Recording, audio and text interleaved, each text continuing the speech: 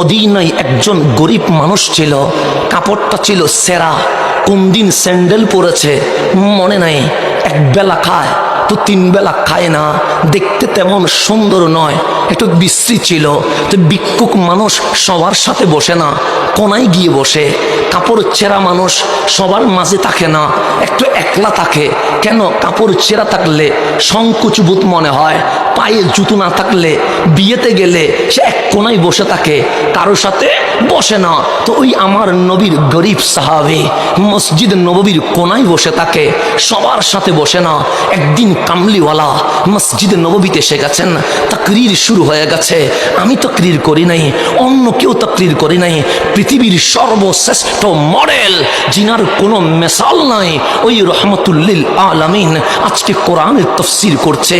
দেখলেন সবাই সুন্দর করে বসেছে, কিন্তু এক গরিব সাহাবী, নাম তার জুলাইবিব, কেউ নাম কোনোদিন জিজ্ঞেস করে নাই, কোনায় বসে আছে। কামলিওয়ালা বক্তব্য দিতে দিতে হঠাৎ থেমে গেলেন, ডাক দিয়ে বললেন, সাহাবী আমার, ওই কোনায় যে বসে আছে তারে কি তোমরা চিনো? আতারিফুহু, তোমরা কি ওকে চিনো? তখন সাহাবায়ে কেরাম বলে, লা, নবীর জীবনে কখনো নাম জিজ্ঞেস করি নাই। হ্যাঁ দেখি উনি মসজিদে নববীর কোনায় বসে থাকে, হ্যাঁ দেখি বড় গরিব মানুষ, কিন্তু জীবনে নাম জিজ্ঞেস করার কোনো সুযোগ হয় নাই। আমার নবী বললেন, তাল এদিকে এসো। ওই গরিব সাহাবী উঠে নবীর কাছে আসলেন।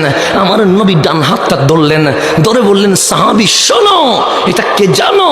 ওয়া হুয়া জুলাইবিবি, এটা আমি নবীর জুলাইবিব। দেখেন গরিবরে নবী কেমন ভালোবাসছে, এটা আমি নবীর জুলাইবিব। যেমন মাইকওয়ালার নাম আমি জিজ্ঞেস করব না, এরকম কে জিজ্ঞেস করবে? কিন্তু আমার নবী আমার জুলাইবিব। নবী যদি আমার বলে, দামি না অদামি? দামি। তা আমার রসুল পরক্ষণে বললেন, জুলাইবিব বিয়ে করবা না?